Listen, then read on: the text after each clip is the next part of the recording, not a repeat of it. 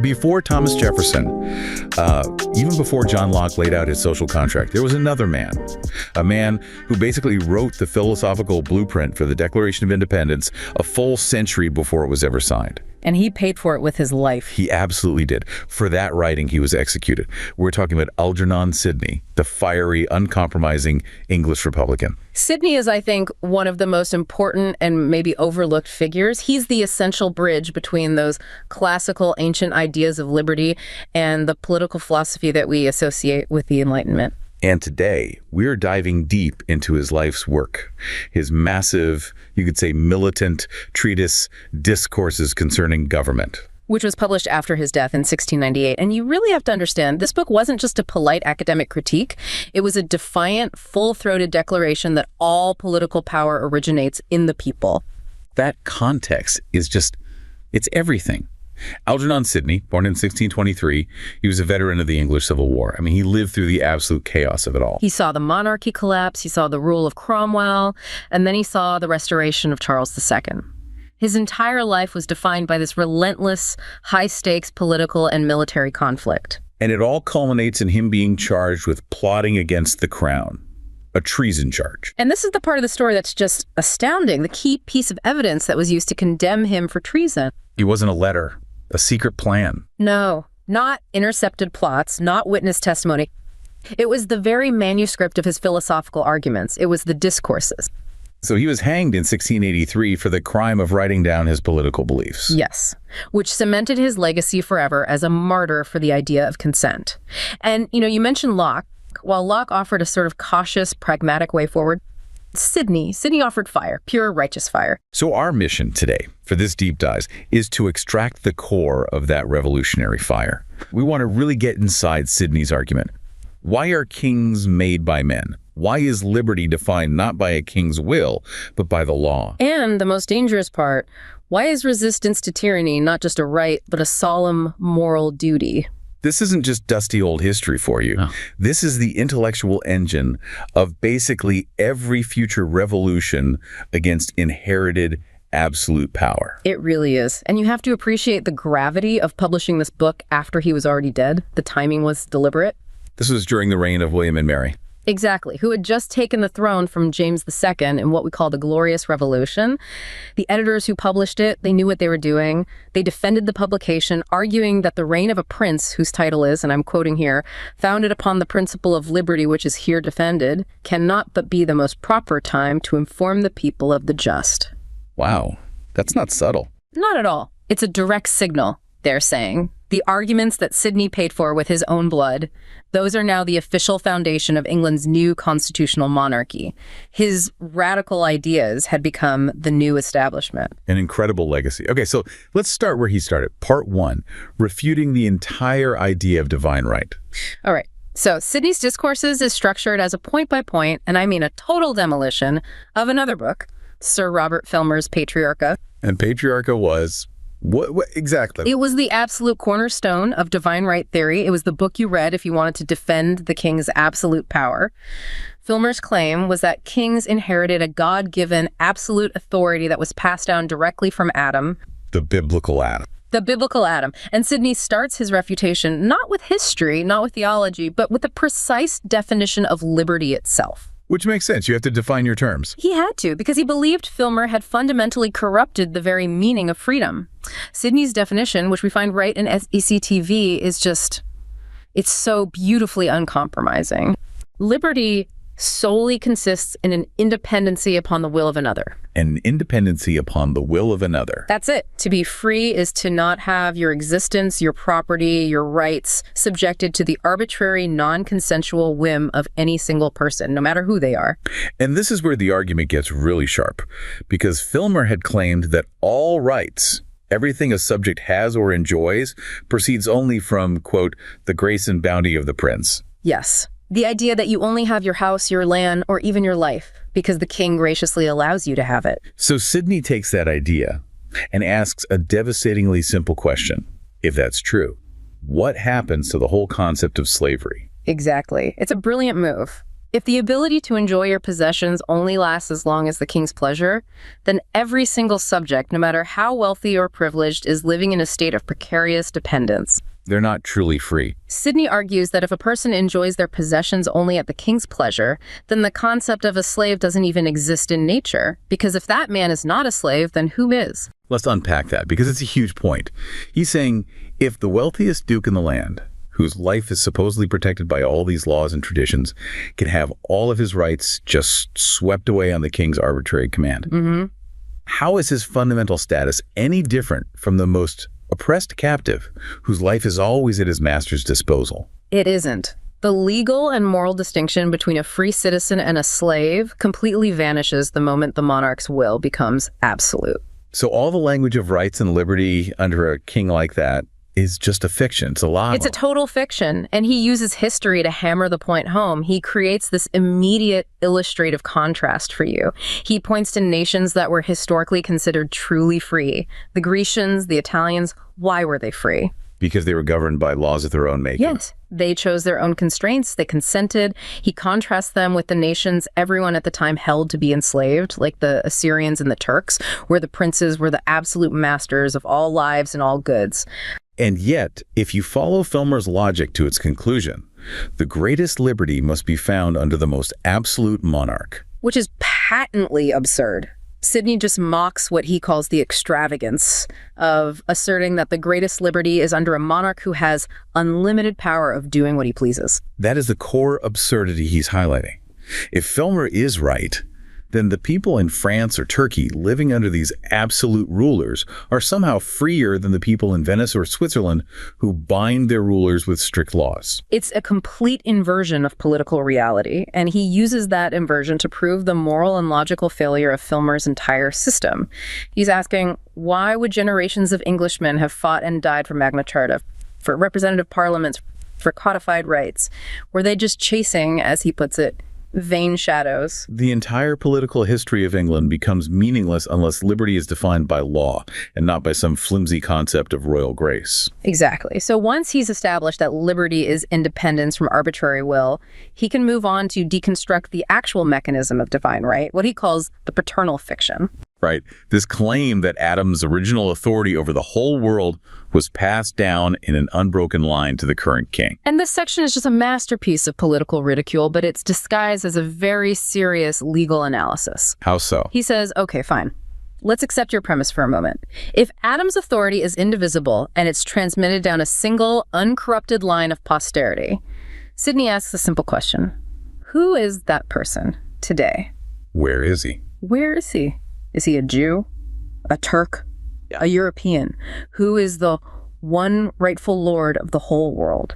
The moment you cannot physically locate the single heir, the whole argument just evaporates. And he even brings in a specific legal maxim to make his point, right? He does. De non apparentibus and non existentibus eadem est ratio. It means, essentially, things not appearing and things not existing are considered the same in law. If you can't produce the heir in court, he is legally considered to be non-existent. So if you can't find this one, sole rightful heir to Adam, then the original universal right must fall. It can't reside in any one individual. So if the right can't belong to one person, where does it go? It must go to everyone. Sidney concludes that all mankind must inherit that right equally. And that divided right, which every single person has an equal title to, he says, is that universal liberty which I assert. That is an incredible intellectual pivot. It's the launch pad for modern republicanism. He uses a technical legal principle about inheritance.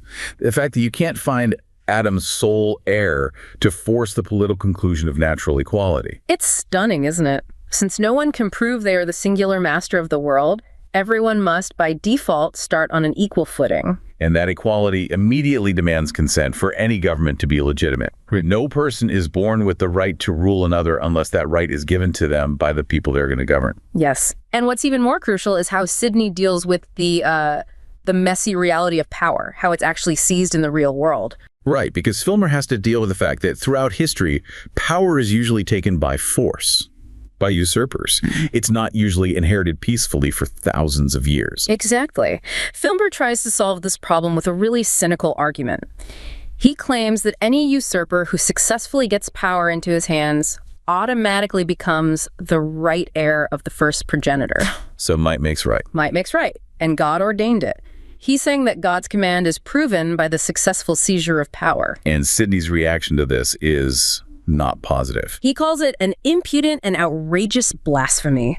And you have to understand, that's not just him using colorful language. It is a profound moral and theological rejection of Filmer's entire worldview. Why blasphemy, specifically? Because it's the moment Sidney connects political theory directly to divine morality. If God's will is expressed simply by successful violence, by a usurper winning, then Filmer is turning what Sidney calls the most detestable villainies. The worst acts of violence, fraud, conquest. Into actions performed by the ministers of God. So if a tyrant like Caligula or Nero conquers a city, Filmer's doctrine says they are now Adam's rightful heirs, and they are agents of God's will. It provides a moral sanction for absolute evil. That's horrifying. It argues that God justifies the strong man no matter how monstrous his methods. It completely destabilizes the moral universe. If success is the only measure of divine right, then there's no ethical grounding for rule at all. There's only brute power. And this leads him directly to challenge that most cherished idea of the monarchy, the king as a benevolent father to his people. The whole paternal fiction just collapses under this moral weight. Filmer famously used the fifth commandment, honor thy father and thy mother, to enforce obedience to princes. A very powerful emotional argument. Very. But Sidney counters it by connecting this idea to the actual moral quality of the rulers. He says, look around. Kings are definitively not the fathers of their people, nor do they excel all others in virtue. Therefore, their claim to power cannot be familial or biological. It has to come from somewhere else. And this is where he uses one of the most famous and frankly shocking rhetorical moves in the entire book. It really is. He asks the reader to follow the implications of this fatherhood doctrine to its logical and horrifying conclusion. He says, okay, if the Emperor Claudius was the father of Rome, was his famously unchaste wife, Messalina, the mother? Oh, wow. And if she was the mother of Rome, does that mean all the men who famously cavorted with her committed incest with the mother of their country? He's deliberately trying to shock the reader. He's being deliberately horrifying to show that the moment you try to apply this simplistic familial morality paternity to the seat of absolute political power, you import all the horrific potential of human moral failing right into a supposedly divine system. And it forces you to an awful conclusion. The logic forces you to conclude that history's most brutal, vicious tyrants, Nero, Caligula, Valerius, must be considered the fathers of their subdued people. And once you say that, you've exposed the complete moral bankruptcy of the entire divine right structure. So the result of this whole first part of the book is crystal clear. Power cannot be derived from some mystical inheritance or from brute force. It must be derived from law. And that law must have an origin that is outside of the king's own will. Which brings us to part 2. Sovereignty ascendant, the doctrine of consent. Exactly. Once the divine and patriarchal claims are just swept off the table, Sidney can lay out his constructive argument that sovereignty flows upward from the collective body of the people. And this starts with the very purpose of government itself. Yes. Chapter 2, SECT 3. He lays out this core Republican idea. Governments are not instituted for the advantage, profit, pleasure, or glory of one or a few men, but strictly and solely for the good of the society. For the good of the society. This one sentence immediately shifts the entire function of the ruler from being a master to being a servant. Or at least an employee. An employee is a good way to put it. The power bestowed upon a magistrate is not a personal asset. It's not a privilege. It is a burden of responsibility. And if you view government as a service performed for the many, then any power that's exercised without the consent of the governed is just unjust usurpation. And Sidney is really careful here to define what he means by real legitimate consent. It's not just, as he puts it, the bare sufferance of a government. The passive acceptance that happens when people just lack the power to oppose the ruler. That's just fear. That's not consent. That's just pragmatism. Right. So what is legitimacy? Legitimacy requires an explicit act of approbation, an active, ongoing agreement given when men have ability and courage to resist or deny. It's not a one-time thing. So men coming together to frame civil societies, whether they do it themselves or through their delegates, they are the ones who confer a just and legal power upon them. It's an act of deliberate communal delegation. The power is loaned, not given away forever. And this act of delegation is also the mechanism of constraint. If the power flows up from the people, then the king's authority has to be limited. The people, in giving the power, also get to define the terms of its use. And to prove this point, Sidney does something very clever. He turns to scripture, which he has to do to dismantle Filmer's religious claims on their own turf, by examining the Hebrew model of kingship. How God instructed the Israelites. Right. And he points out that God did not impose a specific, absolute ruler on the Israelites. The institution of a king was made purely an act of the people. God left the choice entirely up to them whether to have one or not. That's such a crucial point. By framing kingship as a choice, an option that the people could take or leave, God himself proved that he did not intend to impose a perpetual absolute king on them. Precisely. And when God did give instructions for how to select a king, in Deuteronomy, those instructions were themselves a series of constraints on royal power. Well, first, the Israelites were told to choose a king from one of their brethren. That immediately establishes a kind of parity. He's one of us. But crucially, the king was explicitly prohibited from raising his heart above his brethren. So he couldn't see himself as inherently superior. No. That one mandate refutes the entire divine right claim that the king is some kind of different, superior being. He is merely the first among equals, and he is bound by the exact same moral constraints as everyone else. Okay, so that's the biblical argument. How does he apply this to the situation in England? He moves to the contemporary world by highlighting the binding nature of the contracts made between magistrates and nations. He says these were real, solemn, and obligatory. They weren't just suggestions or temporary indulgences from the king. Magna Charta being the prime example. Magna Charta is the perfect example. He argues it was not the king graciously giving rights to the people, it was the people through the barons and the community forcing the king to acknowledge pre-existing law. So Magna Charta was intended to establish English freedom based on laws of their own making, not on some royal decree. Yes. Therefore, the king's royal power must be limited by law. The law is the sovereign, and the king is merely its chief administrator. This principle is probably most vividly tested when it comes to the king's oath, right? The oath taken at the coronation. Yes, the coronation oath is a solemn contract of mutual obligation. And Filmer had argued that the king could be relieved from that promise if he was, say, deceived or forced into it. Basically an escape clause. A huge escape clause. And Sidney just demolishes it. He says if the king can claim relief from his oath, his side of the bargain, then he is teaching the people to ignore their own obligations. The whole structure of social trust just collapses. If a contract is broken, it has to be broken for both sides. The consequences must be mutual, which leads him to his ultimate and truly revolutionary conclusion.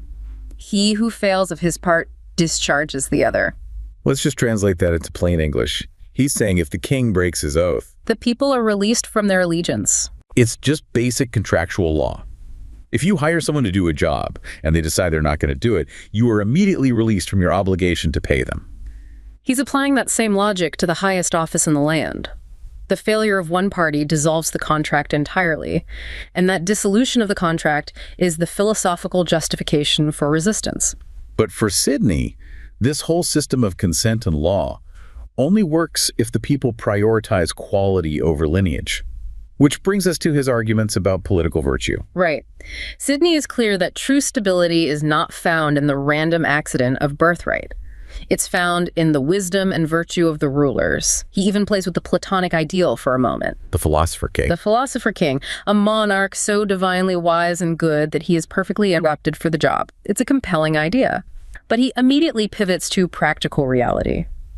What assurance do you have that his son or his grandson will possess any of these virtues? None at all. The heir might be a child, a fool, a woman, which was seen as a problem then, or a tyrant. Because virtue is not hereditary, nations are instructed to seek out the person or people who are most like that Platonic ideal, to prefer every man according to his merit. So the moment you allow succession to be determined without distinction of age, sex, or personal qualities, you are building instability into the very foundation of your state. You're guaranteeing it. He calls it the utmost deviation from stability. You are guaranteeing that the state will, periodically, be ruled by someone totally unsuited for the immense burden of governance. And he uses history again to prove this point. He contrasts the Roman Republic with the later Roman Empire. A classic Republican argument.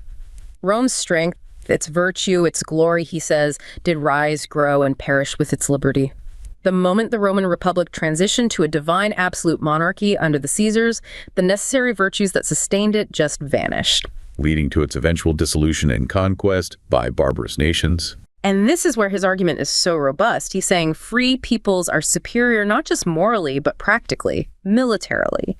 He uses the famous example of the Grecians fighting the Persians. A few thousand free Greeks against the massive armies of the Persian king. Yes, the prodigious multitudes of Asiatic slaves fighting for Xerxes.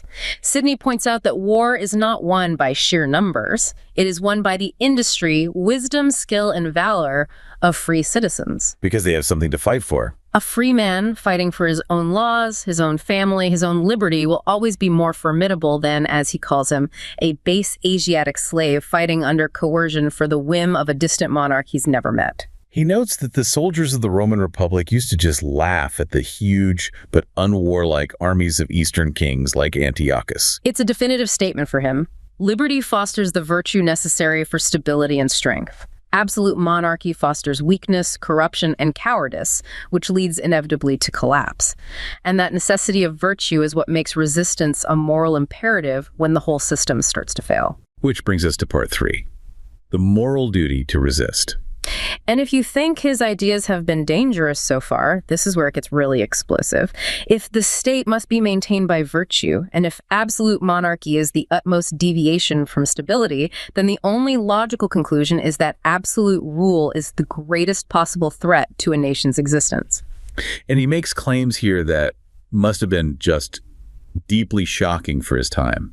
He argues that civil tumults and wars are not the greatest evils that befall nations. We're all trained to fear internal conflict and instability above all else, but Sidney says no, there's something far, far worse than war. And that is tyranny.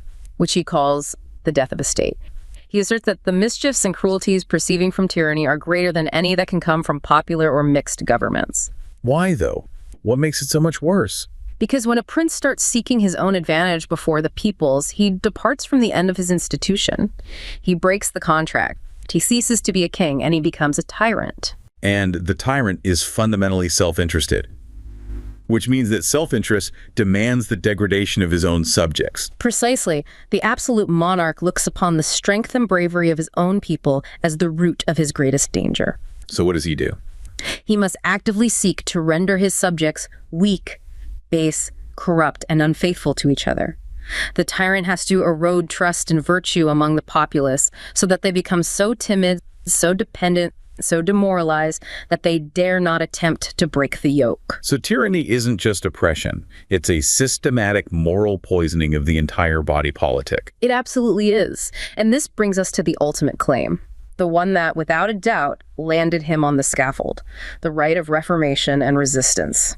The idea that when government exceeds its trust and becomes an agent of destruction, rebellion isn't just justified. It becomes a moral necessity, a duty. The question for Sidney becomes brutally simple. If a magistrate who is appointed to protect the people becomes an enemy to his people, shall it not be lawful for an injured people to resume their own? To take back the power they delegated. To take it back. He justifies deposing kings who set up a private interest against the public good, arguing they were created by the public consent for the public good. The moment they violate that sacred trust, the delegated power reverts back to its original source, the people. Now, how does he defend this truly revolutionary stance against the obvious accusation that it's just a recipe for anarchy? He does it by leaning heavily on biblical precedent. He turns Filmer's own spiritual claims completely against him. He cites the judges from the Old Testament. All of these figures who violently overthrew foreign or domestic tyrants and were celebrated by God for it. He says they are perpetually renowned for having led the people by extraordinary ways. And by extraordinary ways, he means. He says, which such as our author express under the names of sedition, tumult, and war. For the royalists, these acts were rebellion. For Sidney, they were righteous restoration of God's order. And he doesn't stop with the judges. He even uses the example of King David. He does. David armed 600 men and went into opposition against King Saul, who was the divinely anointed king of Israel, because Saul had turned his lawful power into tyranny. So David's armed opposition is presented as a prime example of rightful opposition to an unjust ruler, even one holding a sacred office. This is the critical philosophical leap he's making. By citing these celebrated biblical heroes, Sidney is stating that resistance is not chaos. It is a fundamental act of justice. It's a fulfillment of a moral duty when the established order has become wicked. The people aren't starting a new war. They are defending the original moral law against a criminal ruler. And he crystallizes this moral duty in his analysis of what he calls the doctrine of two masters. Right. The Apostle Paul in Romans instructed Christians to obey the higher powers. The royalists loved this verse, but Sidney asks a simple question. Which powers? It's not a blanket command. He argues the duty to obey is conditional. You must obey the minister of God, the ruler who is a terror to evil works and a praise to the good. But what if a ruler like Caligula or Nero is a praise to the worst and a terror to the best men? Whose minister is he? He's the minister of the devil. He is the minister of the devil to our hurt. And the moral mandate then becomes absolutely clear, for we cannot serve two masters. When a tyrant commands wickedness, obedience to that tyrant is disobedience to God. This reframes the entire act of political resistance as a religious duty. The choice, when you're faced with these desperate times, is elevated beyond mere self-preservation.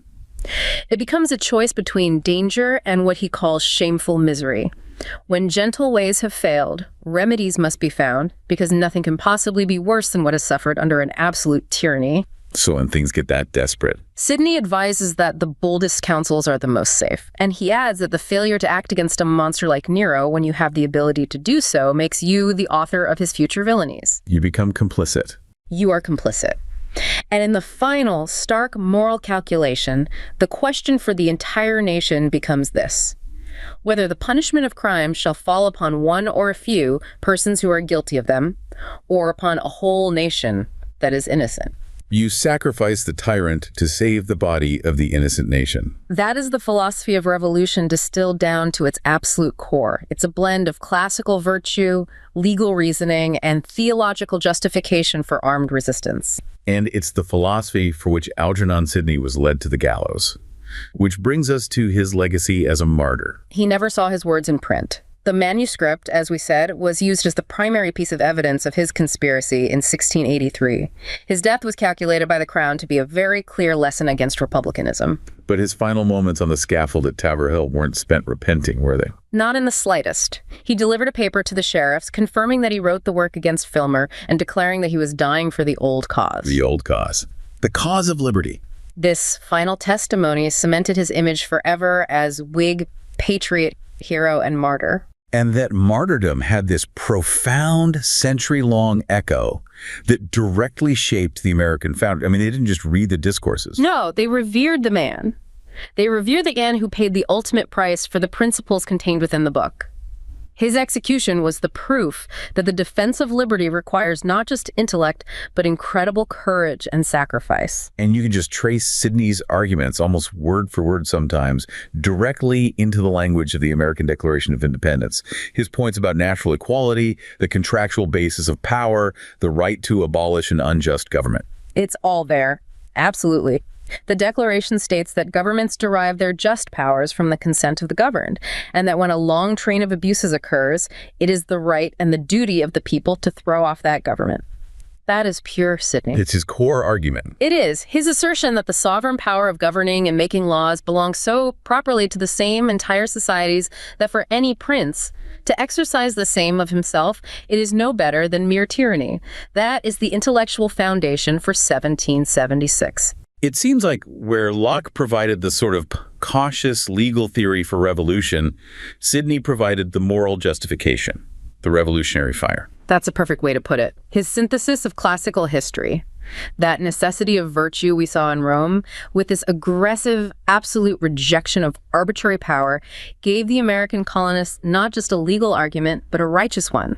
He gave them the moral precedent for revolution. And that's why his legacy is so powerful. He was a martyr of consent. He offered concrete, historical, and philosophical evidence that political authority is fundamentally contractual. It's delegated by the people, and it is revocable when the magistrate breaches his oath. When Jefferson made his list of the great teachers of liberty right alongside Locke and Cicero Algernon, Sidney was on that list. His words really were the Declaration of Independence written a century early, a call to arms in defense of the right of a people to rule themselves. His death ended a life, but his words helped give birth to a nation. So to wrap up this deep dive, we've seen how Algernon Sidney faced down this entrenched, what seemed like an unshakable doctrine of divine right monarchy. And he did it with nothing but rigorous reason, rooted in history and natural law. He showed that a monarchy that rests on the accident of birthright, without any necessary distinction of wisdom or virtue, was not sacred. It was, in his words, simply the utmost deviation from stability, and it was doomed to fail the people it was supposed to serve. And his ultimate lesson feels timeless. Sidney noted that the coercive power of the law comes from the authority of Parliament, which means it comes from the people. Right, and he taught that unjust laws are no better than mere tyranny. Laws are supposed to be, he said, sanction or stay, right? Sanctions. They should command what is honest and forbid what is contrary. So we want to leave you with this final provocative thought based on Sidney's teaching. If the law derives its entire legitimacy and its coercive power from the consent and the virtue of the people, what responsibility do we, as citizens in a self-governed nation today, have to ensure that the laws of our time truly serve justice, virtue, and the common good? Sidney's life is proof that liberty is fragile. It's not a thing you achieve and then you have it forever. He's telling us that we must constantly be the guardians of that contract, actively defending our rights and the integrity of our laws. Because if we become, in his words, weak, base, or corrupt, if we allow our own virtue to diminish, we risk allowing the very principles for which Algernon Sidney was executed to just fade away, leaving us in a state of servitude, regardless of what our Constitution might say on paper. Continue your deep dive into the roots of constitutional government. And remember the sacrifice of the man who showed that liberty requires citizens who are not only well-informed, but who are ready to fight intellectually and morally for the sovereignty of the people. Well, that's about all the time we have. You've been listening to The Deep Dive from Wake Up and Smell the Freedom, where ideas percolate. Thanks for joining us as we continue to explore the ideas that shape liberty and continue to shape us today. Remember, the pursuit of liberty begins with understanding, and understanding begins with asking the right questions. Until next time. Bye-bye.